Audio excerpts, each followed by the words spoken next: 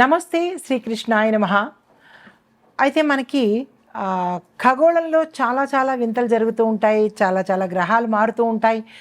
నక్షత్రాల మీదకి మారుతుంటాయి, వాటిలో అవి మారుతూ ఉంటాయి. కొన్ని గ్రహాలు మనకి మారడం వల్ల, ఆ సంయోగం వల్ల మంచి ఫలితాలు ఒక్కొక్కసారి ఇస్తూ ఉంటే, ఒక్కొక్కసారి మిశ్రమ ఫలితాలు ఇస్తుంటే, మరొక్కసారి ఏం చేస్తుంటాయంటే కొంతమందికి మాత్రమే మంచి ఫలితాలు ఇస్తూ మరికొంతమందికి మిశ్రమ ఫలితాలు ఇస్తూ ఉంటాయి.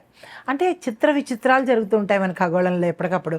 అయితే ఇప్పుడు మనకి ఆగస్టులో అనగా 30వ తారీఖు ఈ మంత్ ఎండింగ్లో మనకి బుధుడు సింహరాశిలోకి వెడుతున్నాడనమాట. అయితే ఈ సింహరాశిలోకి ఈ బుధుడు సంచారం వెళ్ళడం వల్ల ఎవరెవరికి బాగుంటుందంటే, అంటే ఆల్మోస్ట్ 12 రాశుల వారికి ఏంటేంటి ఇస్తున్నాడు?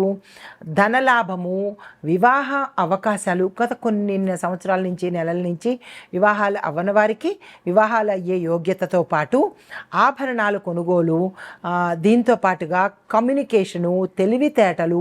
బుధుడు బుద్ధి ప్రదాత కదా. తెలివితేటలు, కమ్యూనికేషను, వ్యాపారంలో విశేషమైన లాభాలు రావడము. కొత్తగా వ్యాపారాలు ప్రారంభించాలనుకున్న వాళ్ళకి కూడా ఇది మంచి సమయం కాబట్టి ఇప్పుడు 29 వరకు, అంటే ఆగస్టు 29 వరకు వ్యాపారం చేయాలా వద్దా, అసలు వ్యాపారం నాకు సెట్ అవుతుందా లేదా, ఇలాగ మదన పడుతూ ఇబ్బంది పడుతున్న వాళ్ళకి ఈ బుధుడు వచ్చేసి ఏం చేస్తున్నాడు? వ్యాపారాలకు మంచి లాభాలను ఇస్తానండహో అంటూ మంచి అవకాశాన్ని తీసుకొచ్చిస్తున్నాడు అనమాట. దీన్ని మనం ఉపయోగించుకోవడంలోనే ఇబ్బంది అంతే తప్ప వాళ్ళు గ్రహాలు ఇచ్చేవన్నీ ఇస్తూనే ఉంటాయి. అయితే వ్యాపారం చేస్తున్న వాళ్ళకి విశేషమైన వృద్ధి లాభం రావడము, వ్యాపార అభివృద్ధి రావడము, లాభాలు రావడము, విస్తరణకు అవకాశాలు రావడము, ఇలాగా మంచి మార్పులు తీసుకొస్తున్నాడు. తర్వాత దీంతో పాటు కమ్యూనికేషన్, అంటే మీడియా రంగంలో ఉన్న వాళ్లకు, సినిమా రంగంలో ఉన్న వాళ్ళకి, చలనచిత్ర అంటే టీవీ రంగంలో ఉన్న వాళ్ళకి, ఇలాగా కమ్యూనికేషన్ రంగంలో ఉన్న వాళ్ళకి విశేషమైన అవకాశాలు, పారితోషికాలు, తర్వాత మంచి పేరు ప్రఖ్యాతలు ఇలాగా బుధుడు ఇవ్వబోతున్నాడనమాట. ఇలాగా మన బుధగ్రహము ఇవ్వబోతోంది. అయితే దీంతో పాటు సూర్యుడు కూడా సింహరాశిలోనే ఉండడం వల్ల బుధుడు, సూర్యుడు ఇంకా విశేషమైన అనుగ్రహం అండి ఇది. ఈ రెండు అత్యంత పవర్ఫుల్ గ్రహాలు కాబట్టి ఇంకా ఎక్కువగా, అంటే బంగారానికి మంచి సువాసన వస్తే ఎలా ఉంటుంది అలాగుంటుందన్నమాట. అయితే ఈ అనుగ్రహం వల్ల బుధుడు తెలివితేటలు, ధనలాభాలు ఇవన్నీ ఇస్తుంటే, ఈ సూర్యగ్రహము, రవిగ్రహం ఏమిస్తుంది?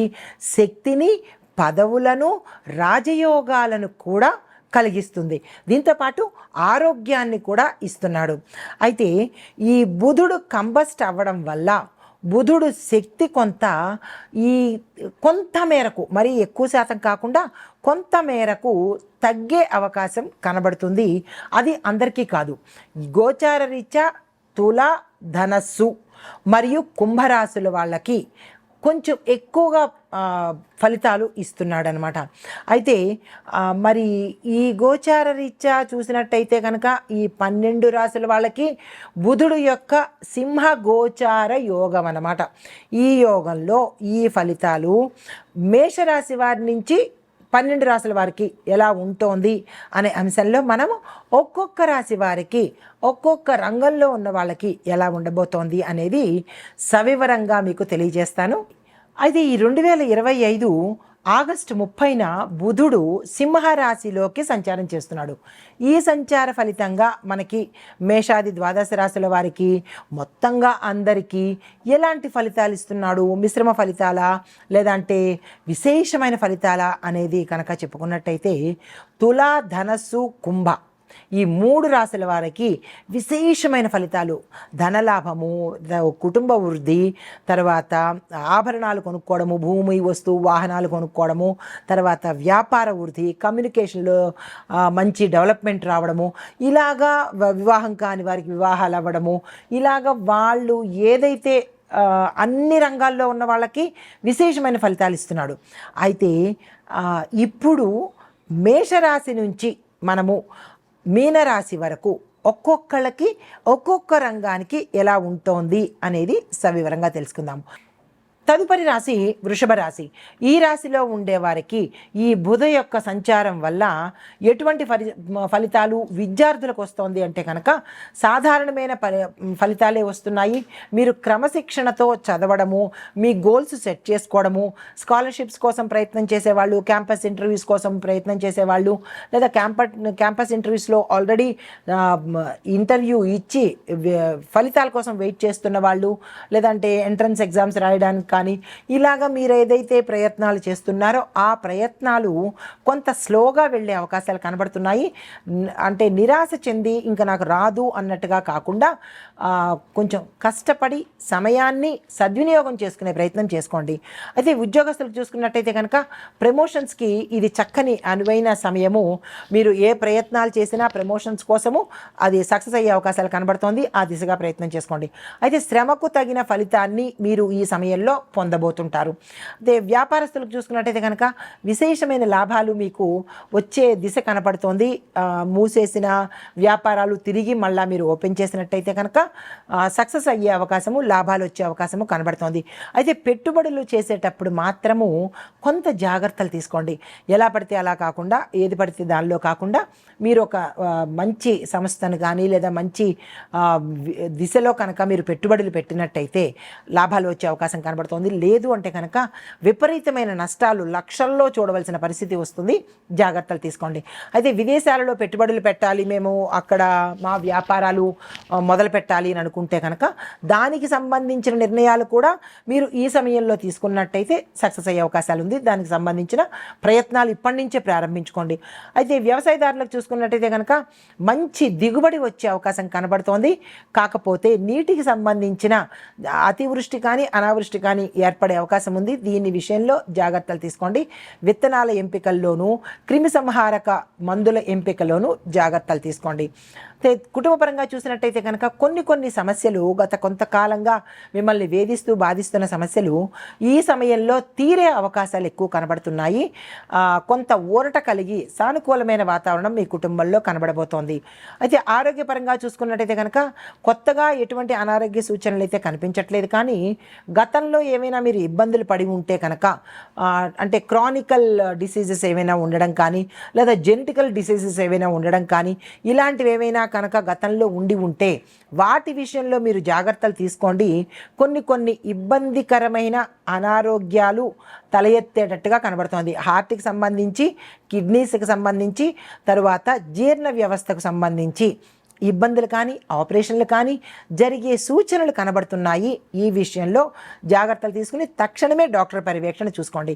అయితే రాజకీయ పరంగా చూసుకున్నట్టయితే కనుక ప్రతిష్టాపనలో పురోగతి కనపడము, మీ యొక్క నాయకత్వ లక్షణాలు ఇప్పుడు ప్రజల్లోకి వెలుగులోకి రావడము, మిమ్మల్ని నమ్మి మీరంటే ఒక అభిమానము ఏర్పరచుకునేటట్టుగా కనపడుతోంది.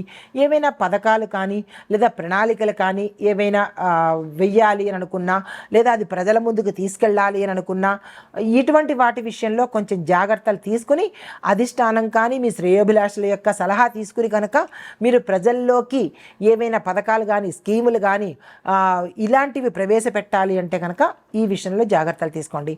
అయితే వ్యాపారస్తులకు చూసుకున్నట్టయితే కనుక ఇందాక చెప్పినట్టుగా కొన్ని వ్యాపారాలు అది ఇనుముకు సంబంధించి, తర్వాత ప్లాస్టిక్కి సంబంధించి, ఫ్యాషన్కి సంబంధించి అంటే సెంట్లు కానీ ఫ్యాషన్ డిజైనింగ్కి సంబంధించినవి కానీ ఇలాగా అంటే సౌందర్యానికి సంబంధించిన ఫ్యాషన్కి సంబంధించిన ఉత్పత్తుల తయారీ కానీ లేదా వ్యాపారం కానీ చేస్తున్న వాళ్ళు ఒకంత ఆలోచించి విస్తరణ కోసం కానీ లేదా అంటే కొత్తగా రావడానికి కానీ మీ ప్యాషన్కి సంబంధించి జాగ్రత్తలు తీసుకుని శ్రేయోభిలాషుల సలహా తీసుకుని ముందుకు వెళ్ళినట్టయితే లాభాలు వచ్చే అవకాశం కనబడుతోంది. అయితే మీకు చెప్పదగిన పరిహారము మీ యొక్క దగ్గర అంటే మీ నవగ్రహ ఆలయంలో మీ పరిసర ప్రాంతాల్లో నవగ్రహ ఆలయం ఉంటే ప్రత్యేకంగా సూర్యుడికి సంబంధించినటువంటి పరిహారాలు ఏమైనా చేసుకోవడం కానీ మంత్రజపం చేసుకోవడం కానీ లేదా ఆలయ దర్శనము ప్రతి ఆదివారము ఒక నిష్టగా పెట్టుకుని స్వామివారి దేవాలయానికి వెళ్ళడము అక్కడ మీ పేరిట అర్చన చేయించుకోవడం కనుక చేసినట్టయితే కనుక కొంత సానుకూలమైన ఫలితాలు పొందే అవకాశం కనబడుతోంది. నమస్తే. అయితే ఓవరాల్గా ఈ 12 రాసుల వాళ్ళకి నేను చెప్పేది ఏంటంటే నెంబర్ 1 ప్రతి బుధవారం రోజు నీలిరంగు వస్త్రాలను ధరించి మీరు ఏదైనా పని చేసుకున్నట్టయితే సక్సెస్ అయ్యే అవకాశం ఉంది. అయితే బుధుడికి అష్టోత్తర నామాలు చదవడము, బుధుడికి సంబంధించినటువంటి ఏదైనా దాన ధర్మాలు కానీ లేదా అంటే జపాలు కానీ ఇలా మీ శక్తి అనుసారము చేసుకోవడంతో పాటు బ్రాహ్మణులకు నీలిరంగు వస్త్రాలను, ఆకుపచ్చ వస్త్రాలను, ఆహారము, పసుపు ఇవి మీ శక్తి కొద్దీ దానంగా ఇచ్చుకున్నట్టయితే ఓవరాల్గా 12 రాశుల వాళ్ళకి ఇవే వర్తిస్తాయి. ఇండివిజువల్గా రాశుల వైజు చెప్పుకునే పరిహారాలు అవి చేసుకుంటూ ఇవి కూడా చేసుకున్నట్టయితే బుధగ్రహం యొక్క అనుగ్రహం సంపూర్ణంగా ఉండేందుకు ఆ చిన్న చిన్న డిస్టర్బెన్సెస్ ఏమైనా ఉంటే పోయేందుకు అన్నమాట. అయితే 4వది వ్యాపార, ఉద్యోగము, పెట్టుబడులు ఇలాంటి నిర్ణయాలు ఏవైనా తీసుకునేటప్పుడు శుభ రోజులు చూసుకోండి. అంటే మంచి రోజులు ఏవైనా చూసుకొని మీ పెద్దల్ని అడగడం కానీ లేదా జ్యోతిష పండితులను అడగడం కానీ ఇలాంటివి ఏవైనా చూసుకొని కనుక చేసినట్టయితే ముందుకెళ్ళినట్టయితే నెగిటివ్ లేకుండా సక్సెస్తో ముందుకెళ్ళే అవకాశాలు చాలా ఎక్కువ ఉంటాయి. ఈ విషయంలో ఈ అంశాలను పరిగణలోకి తీసుకొని అందరూ మంచిగా ఉండాలి, సక్సెస్ అవ్వాలి, అన్నీ సానుకూలమైన ఫలితాలే పొందాలి అని మనసారా కోరుకుంటూ నమస్తే.